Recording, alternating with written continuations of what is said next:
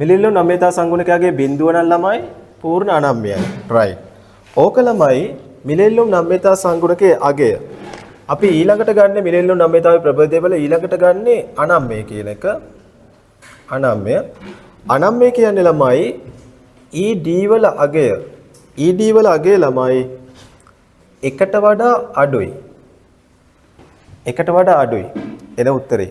එකට වඩා අඩුයි බිඳුවට වඩා වැඩි. බිඳුවට වඩා වැඩි අගයක් එකට වඩා අඩු අගයක්. ඒ කියන්නේ බිඳුවේ ඉඳන් 1 දක්වා තියෙන මොකක් හරි අගයක්. 0.5 වෙන්න පුළුවන්, 0.6 වෙන්න පුළුවන්, 0.8 වෙන්න පුළුවන්. 1 දක්වා තියෙන මොකක් හරි අගයක්. එනවනම් අපි ඒකට කියන මොකක් කියලාද? අනම්‍ය කියලා. right. ඊළඟට තියෙන්නේ ඒකීය නම්‍ය. ඒකීය නම්‍ය. ඒකීය නම්‍ය කියන්නේ ළමයි ED වල අගය සමාන වෙනවා අංක 1ට. ED වල අගය සමාන වෙනවා අංක 1ට. ඒ කියන්නේ මිලිල්ලුම් නම්‍යතා සංගුණකයේ මේ සූත්‍රයට දාලා ගාන හැදුවම උත්තරේ එන්නේ අනිවාර්යෙන් 1. උත්තරේ එන්නේ අනිවාර්යෙන් 1. හරි. ඊළඟට තියෙනවා මොකද්ද? නම්‍ය. නම්‍ය. නම්‍ය කියන්නේ ළමයි ED වල අගය එකට වඩා වැඩි. මේ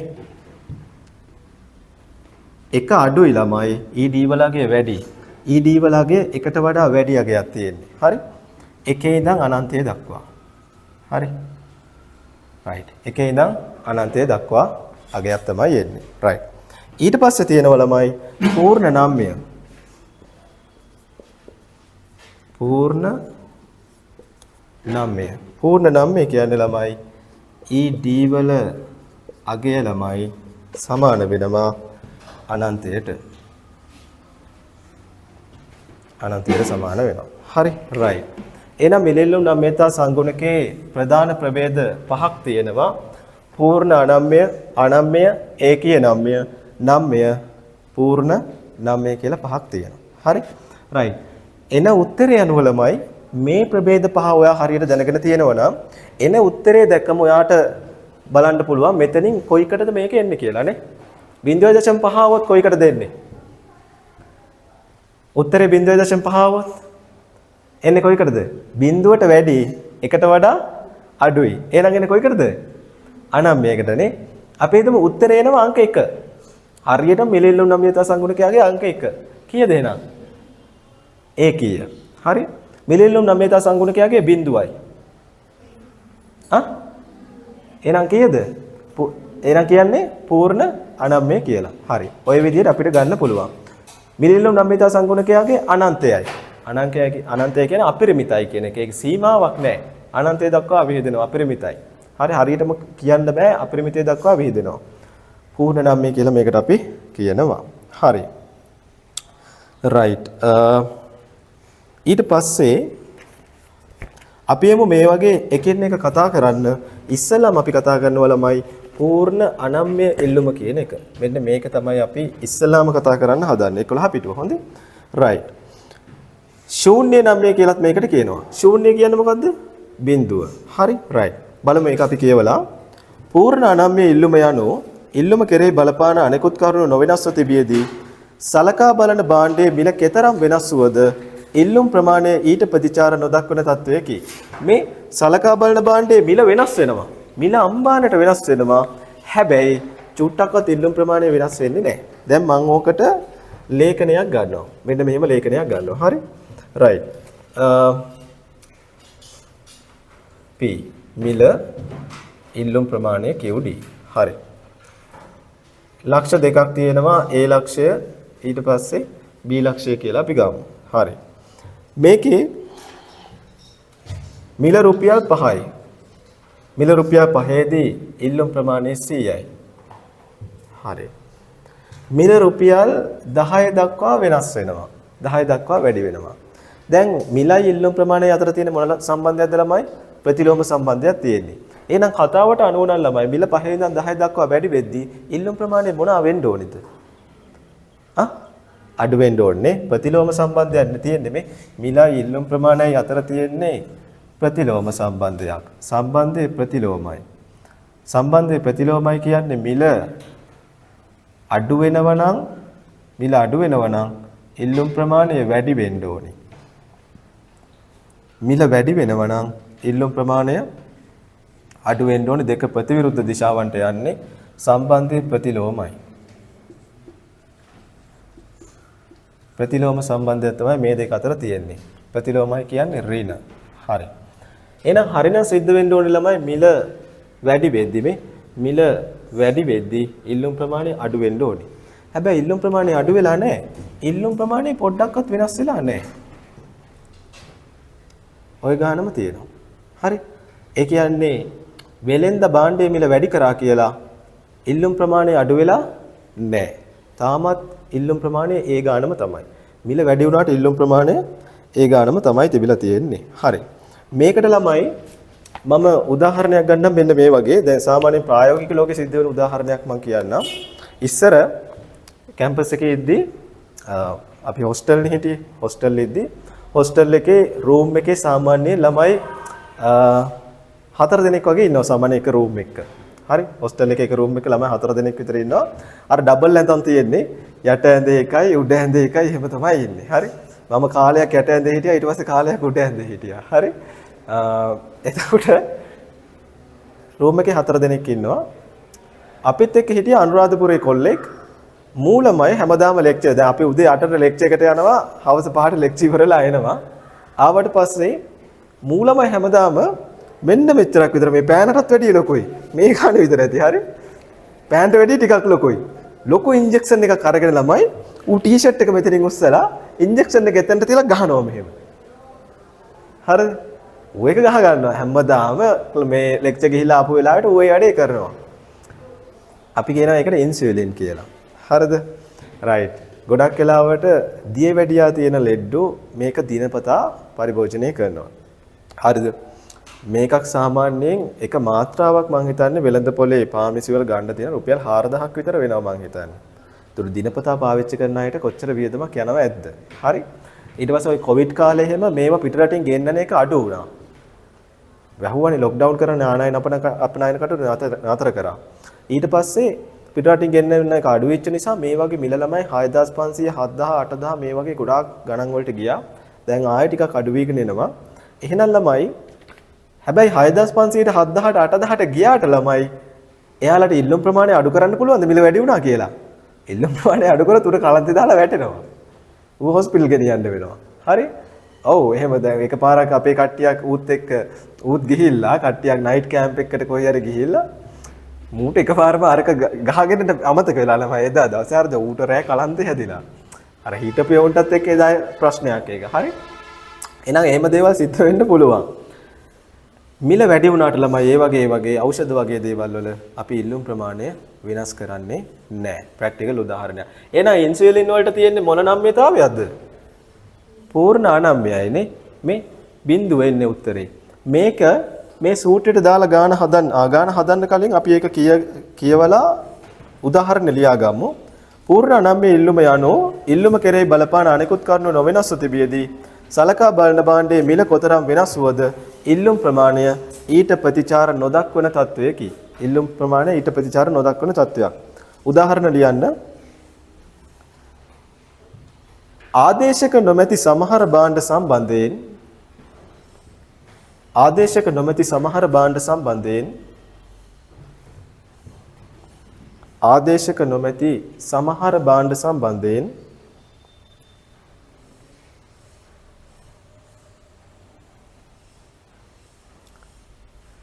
ආදේශක නොමැති සමහර භාණ්ඩ සම්බන්ධයෙන්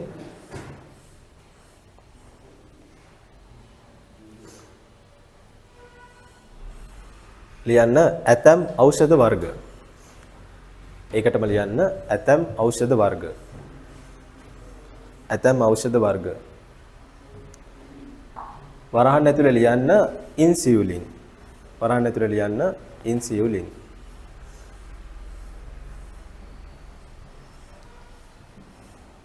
ඉන්සියුලින්. තව උදාහරණයක් දෙන්න. අංක 2. මිල වෙනස් වීම ඊතා කුඩා පරාසයන්ගෙන් සිදුවන අවස්ථාවල මිල වෙනස් වීම ඊතා කුඩා පරාසයන්ගෙන් සිදුවන අවස්ථාවල මිල වෙනස් වීම ඊතා කුඩා පරාසයන්ගෙන් සිදුවන අවස්ථාවල මිල වෙනස් වීම ඊතා කුඩා පරාසයන්ගෙන් සිදුවන අවස්ථාවල හරි මිල වෙනස් වීම ඊතා කුඩා පරාසයන්ගෙන් සිදුවන අවස්ථාවල හරි right මේකේ ළමයි ඔයාලා මෙහෙම කරන්න ඉස්සලාම ලේඛනයේ අපි අඳිමු sorry ප්‍රස්තාරය අපි අඳිමු මේකට අදාළ ප්‍රස්තාරෙත් මම අඳින්නම්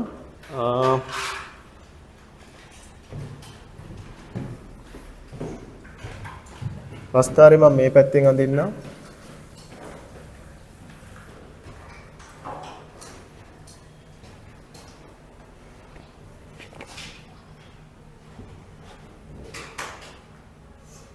වැඩේ තේරෙන කට්ටිය මාත් එක්කම අඳින්න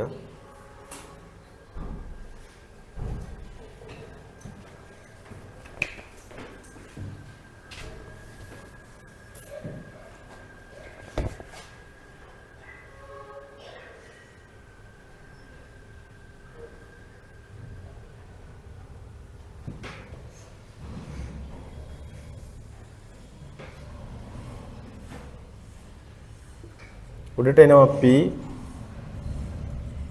මේ පැත්තට එනවා Q QD දාන්න right ඊට පස්සේ මේකේ මම මිලයන් දෙක ලකුණු කරගන්න මිල රුපියල් 5යි මිල රුපියල් 10යි මිල රුපියල් 5යි මිල රුපියල් 10යි right මෙතන ප්‍රමාණය තියෙන්නේ 100 විතරනේ මම 100 විතරක් ලකුණු කරගන්නම් මිල රුපියල් 5 දී ළමයි ඉල්ලුම් ප්‍රමාණය 100යි ඒ කියන්නේ මේ වගේ තැනක් මිල රුපියල් 10 දෙත් ඉල්ලුම් ප්‍රමාණය 100යි මේක තනි කෙලින් රේඛාවක් එන්නේ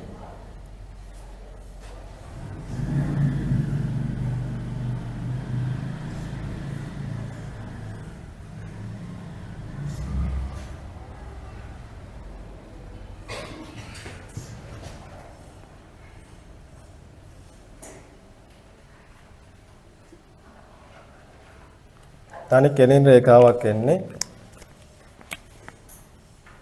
D කියලා දාන්න රේඛාවට ලක්ෂයන් දෙක ලකුණු කරගන්න.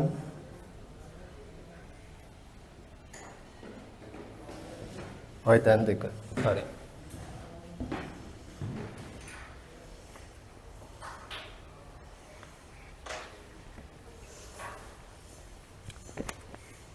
හරි.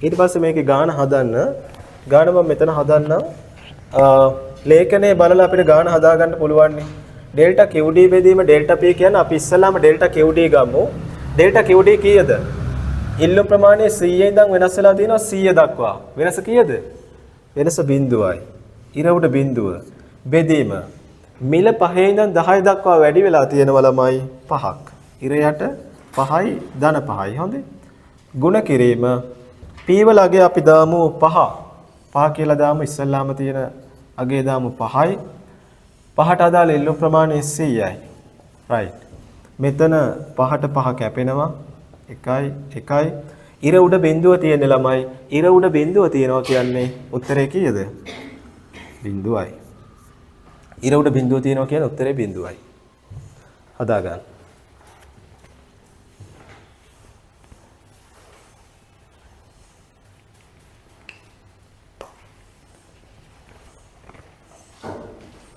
right උත්තරේ බිඳුවයි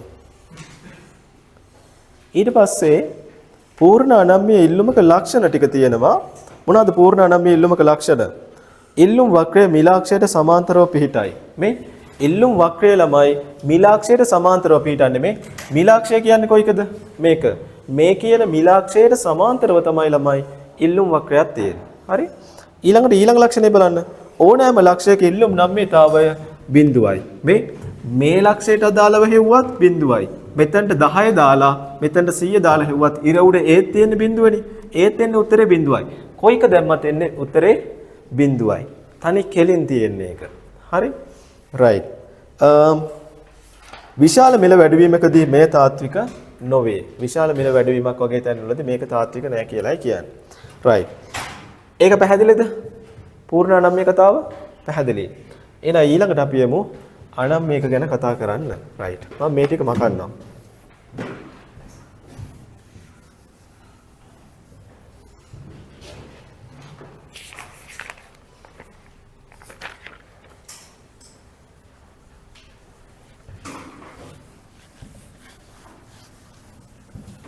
හරි. බලමු අපි අනම්‍යක ගැන කතා කරන්න එන්නේ මෙයා. බලන්න අනම්‍ය ඉල්ලුම උත්තරේ අනිවාර්යෙන් එකට වඩා අඩුයි බිඳුවට වඩා වැඩි. right. අනම්‍ය ඉල්ලුම යනෝ ඉල්ලුම කෙරෙහි බලපාන අනෙකුත් කාරණු නොවෙනස්ව තිබියදී සලකා බලන භාණ්ඩයේ මිල වෙනස් වන ප්‍රතිශතයට වඩා අඩු ප්‍රතිශතයකින් ඉල්ලුම් ප්‍රමාණය වෙනස් වන තත්ත්වයකි. ඒ කියන්නේ සලකා බලන භාණ්ඩයේ මිල වෙනස් වෙනවට වැඩිය ඉල්ලුම් ප්‍රමාණය වෙනස් වෙන්නේ පොඩ්ඩයි. හරි? ඉල්ලුම් ප්‍රමාණය වෙනස් වෙන්නේ පොඩ්ඩයි. right. මෙහිදී මිල ඉල්ලුම් නම්‍යතා සංගුණකයේ අගය බිඳුවත් එකක් අතර වේ. මිල ඉල්ලුම් නම්‍යතා සංගුණකයේ අගය බිඳුවත් එකත් අතර අගයක් තමයි මෙතන තියෙන්නේ. right. එකට අඩු අගයක් ගනි. එකට අඩුයි බිඳුවට වඩා වැඩි. හරි? ළමයි මේ මිල වෙනස් වෙනවලු. මිල වෙනස් වෙන ප්‍රතිශතයට වඩා අඩු ප්‍රතිශතයකින් තමයි. ඒ කියන්නේ මිල වෙනස් වෙන ප්‍රතිශතයට වඩා අඩු ප්‍රතිශතයකින් තමයි ඉල්ලුම් ප්‍රමාණය වෙනස් වෙන්නේ. ඒ කියන්නේ මිල වෙනස් වුණාට මිල 5 ඉඳන් 10 දක්වා වැඩි වෙනවා. ඉල්ලුම් ප්‍රමාණය වෙනස් වෙනවද නැද්ද? වෙනස් වෙනවා. හැබැයි පොඩ්ඩයි වෙනස් වෙන්නේ. හරි? right. උදාහරණ ලියා ගමු එකට. ලියන්න උදාහරණයක්. අත්‍යවශ්‍ය භාණ්ඩ සහ බොහෝ කෘෂිකාර්මික භාණ්ඩවල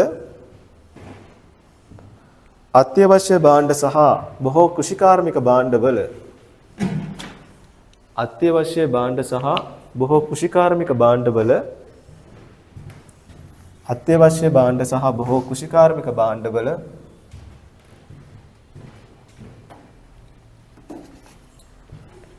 අත්‍යවශ්‍ය භාණ්ඩ සහ බොහෝ කෘෂිකාර්මික භාණ්ඩවල අනම්‍ය ඉල්ලුමක් දක්නට ලැබේ.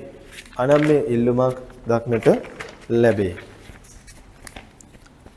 අත්‍යවශ්‍ය භාණ්ඩ සහ බොහෝ කෘෂිකාර්මික භාණ්ඩවල අනම්‍ය ඉල්ලුමක් දක්නට ලැබේ. හරි. එහා පැත්තට එමු අපි මේ අත්‍යවශ්‍ය භාණ්ඩවල කෘෂිකාර්මික භාණ්ඩවල අනම්‍ය ඉල්ලුමක් තියෙනවලු. right. මිල තියෙනවා මෙතන 10යි. ඊට අදාළ ප්‍රමාණය තියෙනවා 300යි. ඊළඟට මිල 10 ඉඳන් 20 දක්වා වැඩි වෙලා තියෙනවා. ප්‍රමාණය මිල වැඩි වෙද්දී ඉල්ලුම් ප්‍රමාණය ළමයි 250 දක්වා අඩු වෙලා තියෙනවා. හරි? right. දැන් මේ බලන්නකෝ. මිලේ වෙනස 100%යි ළමයි 10කින්ම වැඩි වෙලා. හැබැයි ඉල්ලුම් ප්‍රමාණය අඩු ප්‍රතිශතයකින් තමයි වෙනස් වෙලා තියෙන්නේ නේ. 300 ඉඳන් 250 දක්වා තමයි අඩු වෙලා තියෙන්නේ. උදාහරණ මම කියවන අත්‍යවශ්‍ය භාණ්ඩ කියලා. දැන් මෙහෙම හිතන්නකෝ. දැන් ලංකාවේ මිනිස්සු විදියට අපේ හැම ගෙදරකටම ගොඩක් වෙලාවට තුන් වේලම ගොඩක් වෙලාවට බත් කනවනේ. කිඹුලා කිරිමැටි ගහනවා වගේ අපිත් ගහනවා. බත් ගහ තමයි ඉන්නේ තුන් වේලම. හරි? එතකොට හිතන්න හාල් කිලෝ එක මිල රුපියල් 10යි. රුපියල් 10 ඉඳන් හාල් කිලෝ එක මිල ළමයි රුපියල් 20 දක්වා වැඩි වෙනවා. හාල් කිලෝ එක මිල රුපියල් 10ට තියෙද්දී තාත්තා ගෙදරට මාසෙට හාල් කිලෝ 300ක් ගෙනාවා. ළමයි 3 දෙනෙක් ඉනවා 3 දෙනා ගහනවා තරඟෙට බත් ගහනවා ගෙදර ඉඳන්. ඒක නිසා කිලෝ 300ක් ගෙනවා මාසෙට. හරි? හාල් කිලෝ එක මිල ළමයි අපි හිතමු ආර්ථික අර්බුදය නිසා උද්දමනය නිසා හාල් වල මිල වැඩි වුණා. කිලෝ එකක් දැන් රුපියල් 20ට ගියා. හාල් වල මිල වැඩි වුණාට පුතා තාත්තගේ පඩිය වැඩි වුණේ නැහැ. ඒක නිසා ඉස්සර ගෙනාපු තරම් හාල් ගේන්න විදියක් නැහැ දැන් තාත්තට හම්බෙන වැටුපෙන්. හැබැයි තාත්තා හාල් ගේන ප්‍රමාණය ගොඩාක් අඩු කරනවා. හාල් වල මිල රුපියල් 10 ඉඳන් 20 දක්වා දැන් හාල් කිලෝ එකක් රුපියල් 20ක් වෙනවා. තොපි කන්න නැතුන් ඉඳපියව. එහෙම කියනවද? නෑ. ගේනවා ළමයි හාල්. හැබැයි ගේන ප්‍රමාණය ගොඩාක් අඩු කරනවද? ඉස්සර කිලෝ 300ක් ගෙනවා දැන් ගෙන්නේ කිලෝ 100යි. එහෙම කරනවද? එක් වේල් දෙකක් කන්න නැතුව එක වේලක් කාලා ඉන්නවා. එහෙම නෙමෙයිනේ. ගේන ප්‍රමාණය අඩු වෙනවා ළමයි. හැබැයි ඊට පොඩි ප්‍රතිශතයකින් ඉස්සර 300ක් ගෙනාවා දැන් මිල වැඩි වුණාට පස්සේ දැන් ගේනවා 250. ප්‍රතිශතය අඩුයි. හරි? එහෙනම් මිල වෙනස් වුණාට ඉල්ලුම් ප්‍රමාණයේ වෙනස ඊටාම පොඩ්ඩයි. කුජි කාර්මික නිෂ්පාදන ගත්තොත් එහෙම එළවලු වගේ ඒවා. එළවලු වල මිල වැඩි වෙනවා. කන්න නැතුන් ඉන්නවද? දැන් සාමාන්‍යයෙන් අපි උයන හැම ව්‍යංජනයකටම වගේ තක්කාලි එහෙම දානවනේ. ඒතර තක්කාලි වල මිල වැඩි වුණා කියලා තක්කාලි ගන්නෙම නැතුන් ඉන්නවද? තක්කාලි කන්නෙම නැතුන් ඉන්නවද? අම්මිරිස් එහෙම මිල වැඩි වුණාම අපි කරන්නේ අම්මිරිස් ගේනවා. හොද්ද වටේ අම්මිරිස් කරලා අරගෙන තුන් පාරක් කරකවනවා. නැවත අම්මිරිස් කරලා ෆ්‍රිජ් එකට දානවා. ඊළඟ දවසේ ආයෙ යද්දි හොද්ද වටේ අම්මිරිස් කරලා කරකවනවා. ආයෙ ෆ්‍රිජ් එකට දානවා. හරි. එහෙම තමයි කරන්නේ. හරි.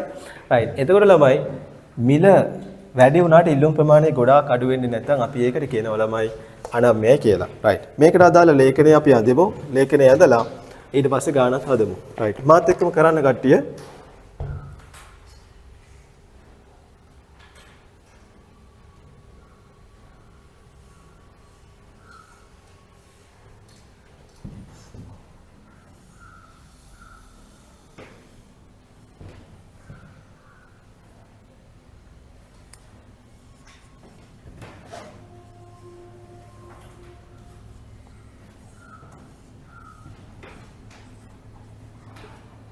හරි.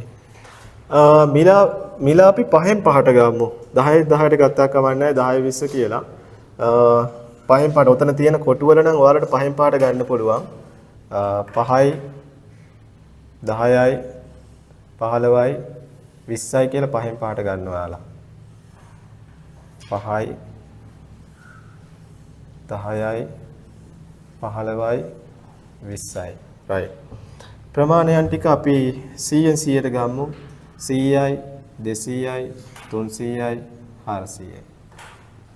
100යි 200යි 300යි 400යි. හරි. මිල රුපියල් 10දී ඉල්ලුම් ප්‍රමාණය 300යි. මෙතන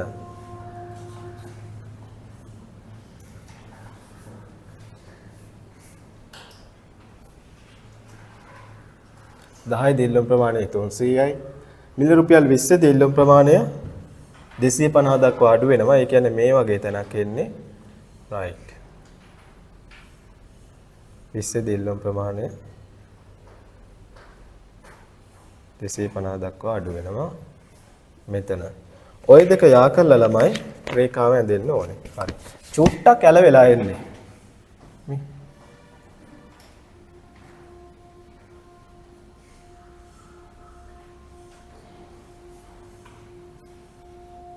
ඔන්න ඔහම වැඩි ඇලවෙන්නේ මේක පොඩ්ඩක් විතර ඇලවෙලා එන්නේ. right. D කියලා දාන්න.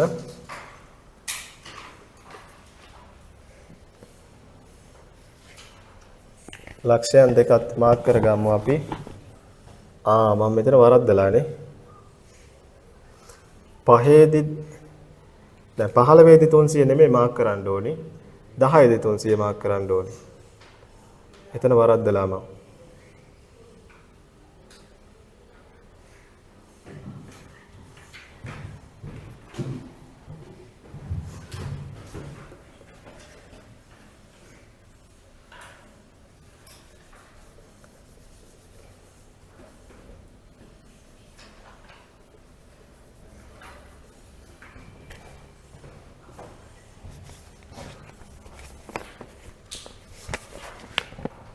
දහයේදී 300යි.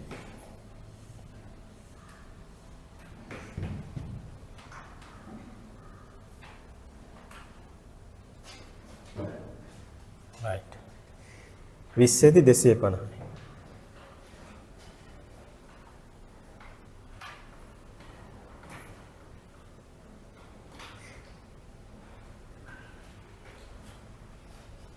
එතන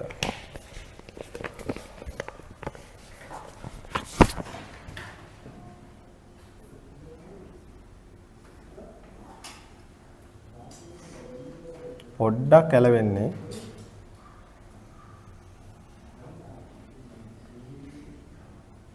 හරි.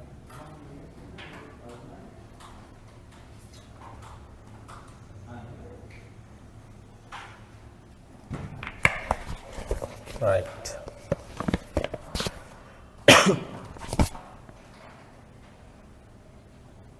AB කියලා දාගන්න. D.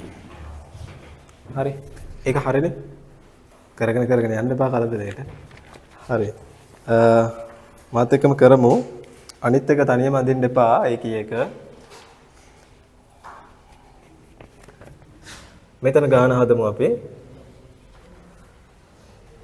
ලේඛනයේ දිහා බැලුවොත් මෙතන ගාන හැදුවද ඔයාලා? මෙතන ගාන හැදුවද? කීයද උත්තරේ? 0.16 හැමෝටම ආවද ඒක? වැරදිනේ ළමයි. රයිට්. බලමු අපි 300 ඉඳන් 250 දක්වා 50ක් වැඩි වෙලා තියෙනවා. 50ක් අඩු වෙලා තියෙනවා.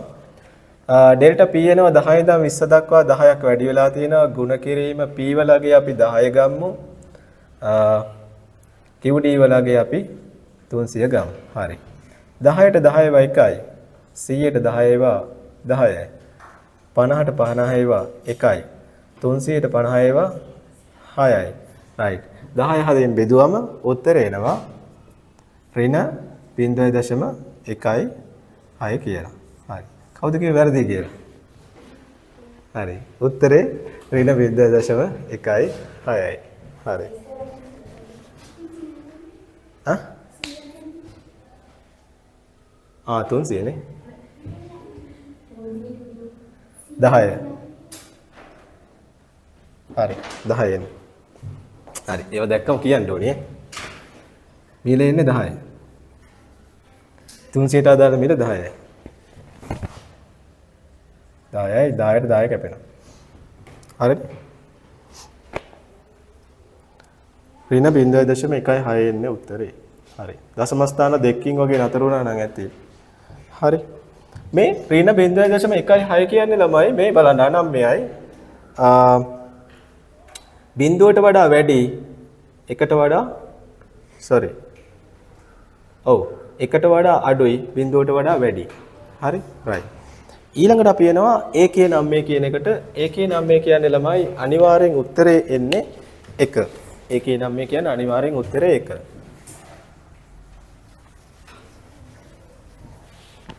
හරි.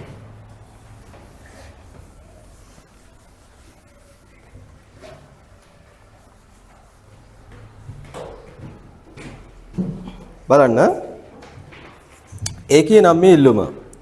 ඒකේ නම්මේ ඉල්ලුම යනු අනෙකුත් කරුණු නොවෙනස්ව පවතින විට භාණ්ඩයක මිල වෙනස් වන ප්‍රතිශතයට සමාන ප්‍රතිශතයකින් එම භාණ්ඩයේ ඉල්ලුම් ප්‍රමාණය වෙනස් වන තත්වයකි. භාණ්ඩයක මිල වෙනස් වන ප්‍රතිශතයට සමාන ප්‍රතිශතයකින් ළමයි භාණ්ඩයේ ඉල්ලුම් ප්‍රමාණය වෙනස් වෙනවා නම් අපි ඒකට කියනවා ඒකීය නම්මේ කියලා. හරි. ඒ කියන්නේ ප්‍රතිශතය සමානයි. මිල 100%කින් වෙනස් වුණොත් ඉල්ලුම් ප්‍රමාණයත් වෙනස් වෙනවා 100%කින්. හරි? රයිට්. මේකේ ලේඛනයක් දීලා තියෙනවා. මේකේ ලේඛනය ටිකක් අනිත් ඒවාට වැඩිය වෙනස්.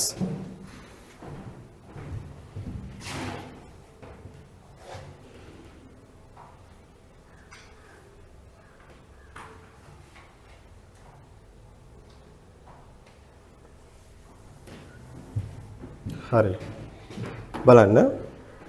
මේකේ ළමයි මිල තියෙනවා.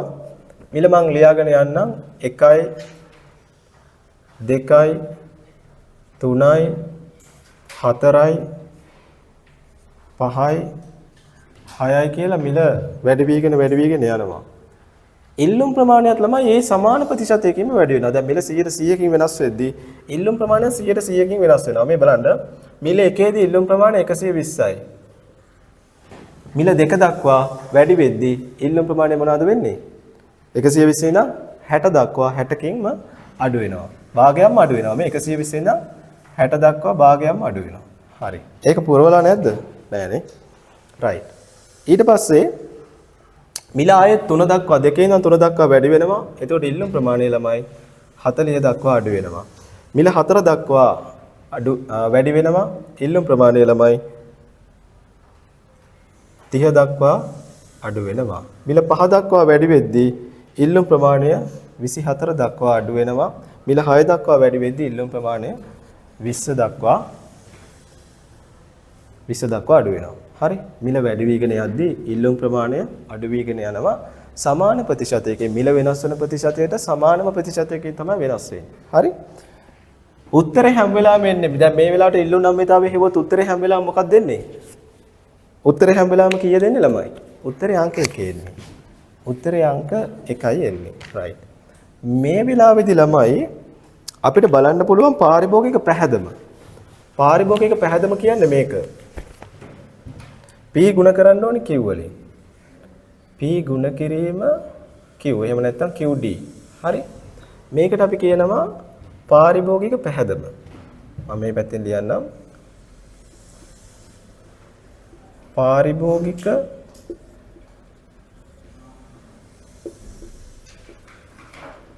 පැහැදම. හරිද? පාරිභෝගික පැහැදම කියන්නේ මොකක්ද? පාරිභෝගික පැහැදම කියන්නේ පාරිභෝගික වියදම කියන එක. මම එක සමාන නම් ටිකක් ලියන්නම් අවශ්‍ය නම් පැන්සලෙන් ඔතන ලියා ගන්න. පාරිභෝගික වියදම. හරි. දැන් සිහින යනවා කඩේට ටක් ගාලා දුවගෙන යනවා ඇඟ හදා ගන්න බිත්තර ගන්න යන්නේ. යනවා බිත්තරයක් කීයද මුදලාලි? බිත්තරයක් රුපියල් 4යි. මුදලාලි මට බිත්තර 30ක් දෙන්න. බිත්තර 30ක් දෙන්න කිව්වා. හරි. 4 දැන් බිත්තරයක් රුපියල් 4 ගානේ බිත්තර 30ක් ගත්තා. මාසෙට දවසට එක බිත්තරේ ගානේ කනවා. හරි? බිත්තර 30ක් ගන්නවා. බිත්තර 30ට දැන් කීයක් ගෙවන්න ඕනද සිහින? මුදලාලිට 4 වරක් 3 12යි 120ක් ගෙවන්න ඕනේ. හරි? එහෙනම් සිහිනගේ වියදම කීයද? 120යි. ඒකට අපි කියනවා මොකද්ද? පාරිභෝගික වියදම. එහෙම නැත්නම් පාරිභෝගික පැහැදම. පාරිභෝගික පැහැදම හොයන්නේ කොහොමද? එහෙනම් මිල ගුණ කිරීම ප්‍රමාණය. මිල ගුණ කරා මිලදී ගන්න ප්‍රමාණය. දැන් පාරිභෝගික පැහැදම 120 නම් ඕකට පාරිභෝගික පැහැදම කියලා කියනවනම් පාරිභෝගික වියදම කියලා කියනවනම් ඒක මුදලාලිගේ පැත්තෙන් බැලුවොත් ඒක මුදලාලිගේ මොකද්ද? මුදලාලිගේ අරක. මොකද්ද මුදලාලිගේ පැත්තෙන් බැලුවොත්? ව්‍යාපාරික අයභාරය. ව්‍යාපාරිකයාගේ අයභාරය. ව්‍යාපාරික අයභාරය. එහෙම නැත්නම් ව්‍යාපාරික ආදායම.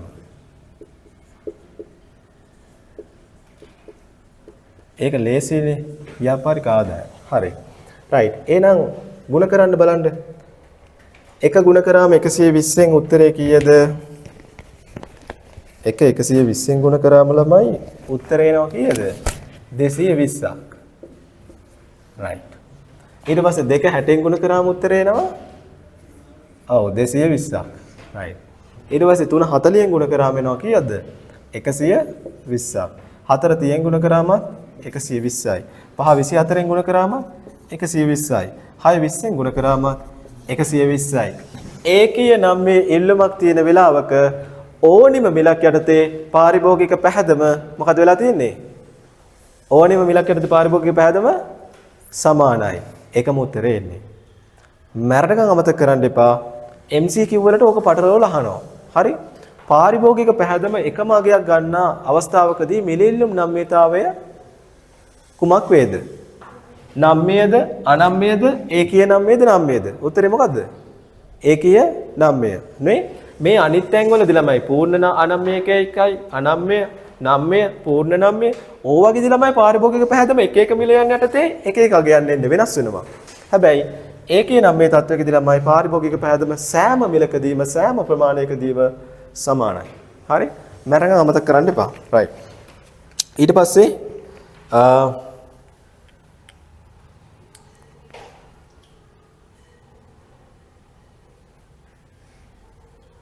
ඒක අඳිමු අපි.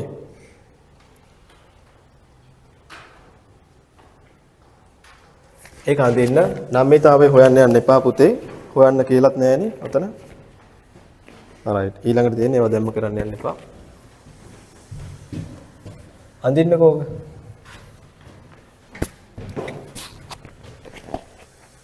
අඳින්න මාත් එක්කම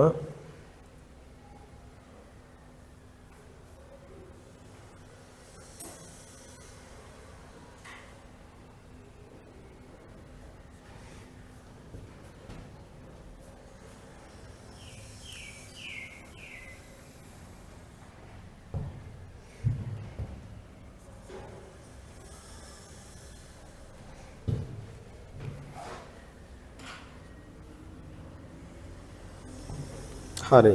උඩට ගන්න මිල 1 2 3 4 5 6 කියලා. එහා පැත්තට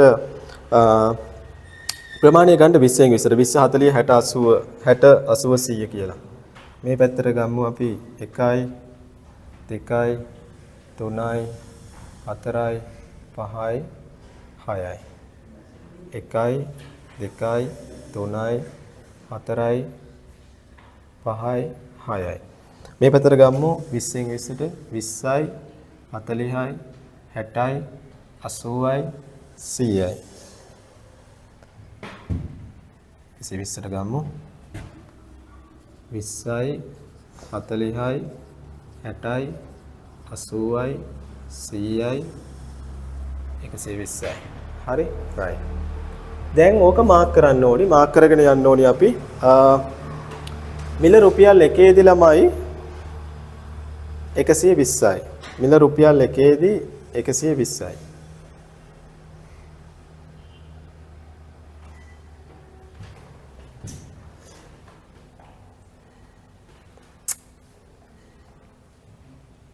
මම නිකන් මාක් කරන්නම්කෝ.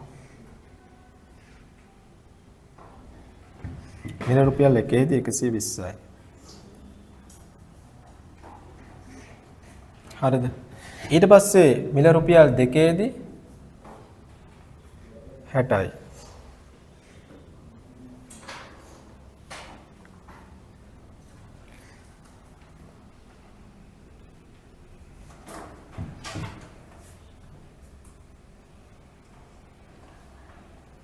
හරි. ඊට පස්සේ මිල රුපියල් 3ේදී ළමයි 40යි.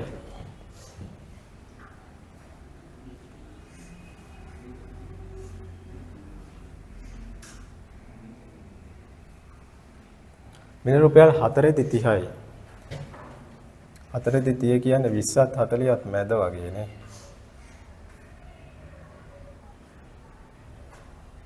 මේ වගේ තැනක්. right. ඊට පස්සේ මිල රුපියල් 5ේදී 24යි. ඒත් ඒ කිට්ටුවමනේ.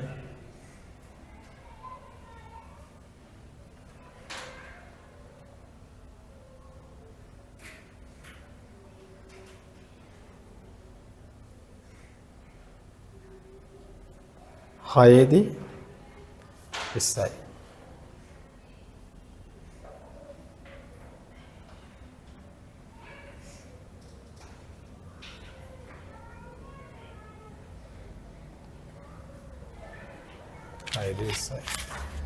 මේක ළමයි එන්න මෙහෙම වක්‍රයක් තමයි එන්නේ. බලමු මේක ඇඳගන්න.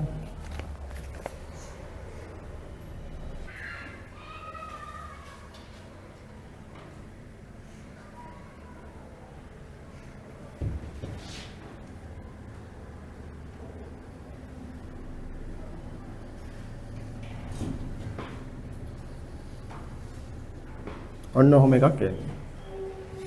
හරි. ඉල්ලුම් රේඛාවක් තමයි මේක. මේකට අපි දානවා D කියලා. ඉල්ලුම් රේඛාවක් තමයි. හරි. ඒකේ ලක්ෂයන් ටික ලකුණු කරගන්නකො. එකට අදාළව තිබුණේ A B C D E F. හරි. right. මේකට අපි කියනවා ඍජු කෝණාස බහු වලයක් කියලා. ඒකට මොකද්ද කියන්නේ? ඍජු කෝණාස බහු අලයක්. අලයක් නෙමෙයි වලයක්. හරි? right. වනයකුත් නෙමෙයි අලයකුත් නෙමෙයි ඍජු කෝණාස බහු වලයක්. හරි? ඍජු කෝණාස බහු වලයක්. හරි? right. මේකට කියනවා ඍජු කෝණාස බහු වලයක් කියලා. right. ඒකේ නම් මේ අවස්ථාවකදී ළමයි අපි මිලිල්ලම් නම්‍යතා සූත්‍රයට දාලා ගාන හදද්දී ළමයි මේ වෙලාවට ඔයාලා ගන්න ඕනි ළමයි ලක්ෂ නම්‍යතා සූත්‍රය නෙමෙයි සාමාන්‍යයෙන් ගොඩක් වෙලාවට අපි ගන්නෙ චාප නම්‍යතා සූත්‍රය. හරි? right. ලක්ෂ එකක් ගන්නවා කතා කරමු එකත් අපි. චාප නම්‍යතා සූත්‍රය ගන්නෙ right. මම චාපයකට දාලා මෙතන හදන්නම්. මෙයා මකනවා. හරි?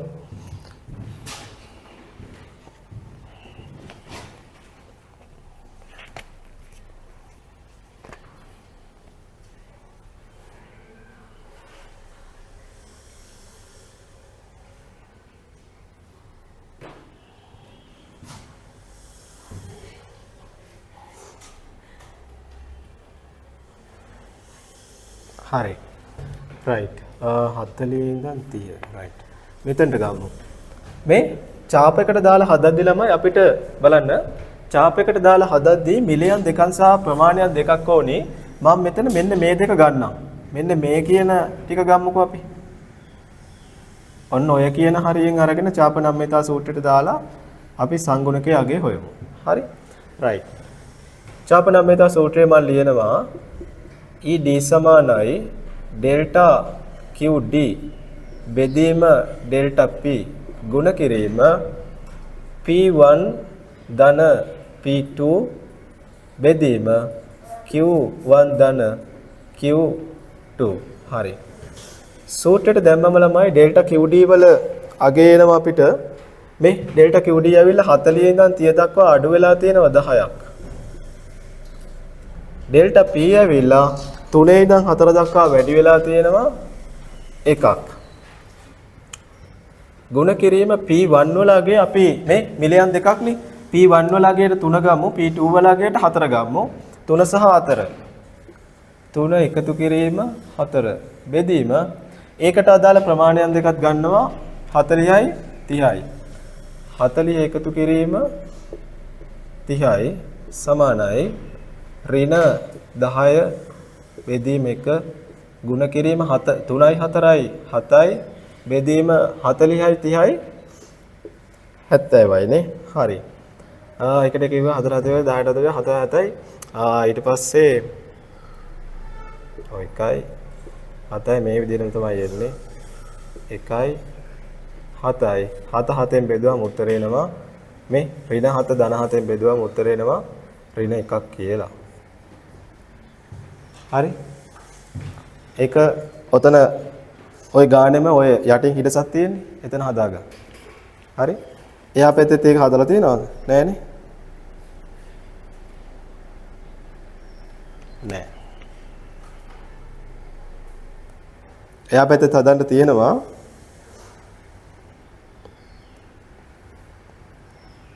alright මෙහෙම කරන්නකෝ 13 වෙනි පිටුවේ 3 වෙනි ප්‍රශ්නේ තියෙන්නේ චාප නම්‍යතා සූත්‍රය මගින් C හා D ලක්ෂය අතර නම්‍යතාව ගණනය කළ හැකිය.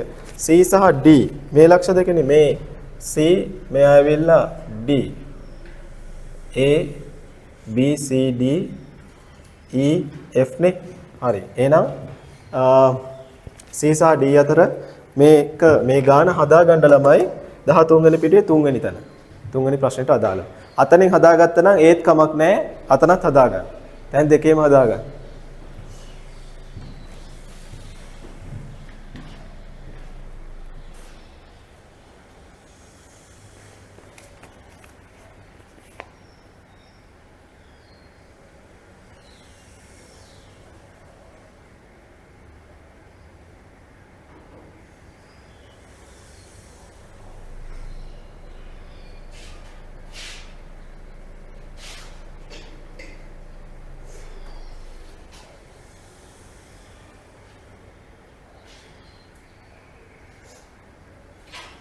හරි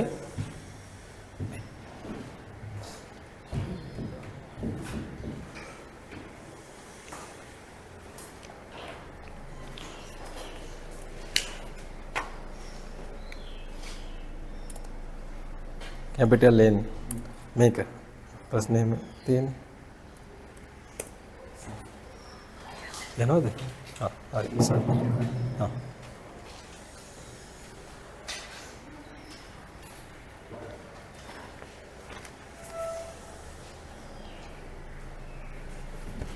ඉවරද? ඉවරයි? හරි. බලමු අපි. ඊළඟට ළමයි මේක දැන් චාප නම්‍යතා සූත්‍රයට දාලා හෙව්වා. ලක්ෂ නම්‍යතා සූත්‍රයට දාලා හොයන්න නම් ළමයි අපිට මේ C ලක්ෂයට අදාළ බෑවම හොයා ගන්න වෙනවා. දැන් චාපයකට දැම්මම මේක ගන්න මේ දෙකක් අතර පරතරය ගත්තම මේකේ පරතරය අපිට බෑවම කීයද කියලා කෙලින්ම ගන්න පුළුවන්. හරි? බෑවම මෙතනගේ කීයද කියලා ගත්තා. ඩෙල්ටා QD බෙදීම ඩෙල්ටා P. හැබැයි මෙතන C ලක්ෂයේ හොයන්න කිව්වම ළමයි දැන් මෙතන ආපු බෑවුමොද C ලක්ෂයේ විතරක් හෙව්වොත් එනවා ඇත්තේ. එහෙමයි කියලා කියන්න බෑ. මොකද මේක කෙලින් එකක්ද? නෑ. රේඛාව කෙලින් නම් බෑවුම සමානයි. මේක කෙලින්ද තියෙන්නේ? නෑ. එහෙනම් අපිට මේකට ළමයි C ලක්ෂයේ ඉඳන් මෙතන තනි සරල රේඛාවක් අඳින්න වෙනවා මෙතනදී. right. රේඛාවක් අපි අඳිමු. C ලක්ෂයට සමාන්තර රේඛාවක් තමයි අඳින්න ඕනේ. C ලක්ෂයේ ඉඳන්. right. ඕක මෙහෙම එන්නේ. C වල ඉඳන් 80ට වෙනකන් එන්නේ.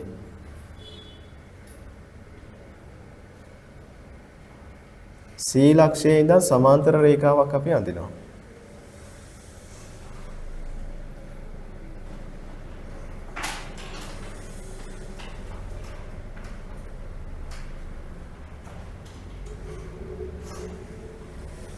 C ලක්ෂයේ ඉඳන් සමාන්තර රේඛාවක් අඳිනවා. C ලක්ෂයේ. හරි.